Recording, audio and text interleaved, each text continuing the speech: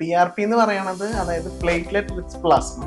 അതായത് പേഷ്യന്റിന്റെ ബ്ലഡ് എടുത്തിട്ട് നമ്മളത് സെൻട്രിഫ്യൂജ് ചെയ്തു അതിൽ നിന്ന് ഒരു PRP, ഒരു കോൺസെൻട്രേറ്റ് ഓഫ് പ്ലേറ്റ്ലെറ്റ് എടുക്കുന്നതാണ്. ആ കോൺസെൻട്രേറ്റ് നമ്മൾ പേഷ്യന്റിന്റെ സ്കാൽപ്പിലേക്ക് ഇൻജെക്ട് ചെയ്യണം. അതാണ് പ്ലേറ്റ്ലെറ്റ് റിച്ച് പ്ലാസ്മ തെറാപ്പി എന്ന് പറയുന്നത്. PRP നമ്മൾ പ്രിഫർ ചെയ്യുന്നതിന്റെ മെയിൻ റീസൺ അതിന്റെ സേഫ്റ്റി പ്രൊഫൈലാണ്. അതായത് ഏതൊരു മെഡിക്കേഷൻ കൊടുക്കുമ്പോഴും പുറത്തുനിന്ന് കൊടുക്കുമ്പോൾ പലരും ചോദിക്കേണ്ട ഒരു കാര്യമാണ്, ഇതിന് സൈഡ് എഫക്ട്സ് ഉണ്ടോ? PRP എന്ന് പറയുന്നത് ആ പേഷ്യന്റിന്റെ സ്വന്തം ബ്ലഡ് എടുത്തിട്ടാണ് നമ്മൾ മെഷീനിലിട്ടിട്ട് അതിൽ നിന്ന് കോൺസെൻട്രേറ്റ് ഉണ്ടാക്കുക. അപ്പൊ അതിനെ പേഷ്യന്റിലേക്ക് ഇൻജെക്ട് ചെയ്യുമ്പോൾ യാതൊരുവിധ സൈഡ് എഫക്ട്സും വരുന്നില്ല. ഒരു ഹെയറിന് സൈക്കിളിൽ 3 ഫേസസ് ഉണ്ട്.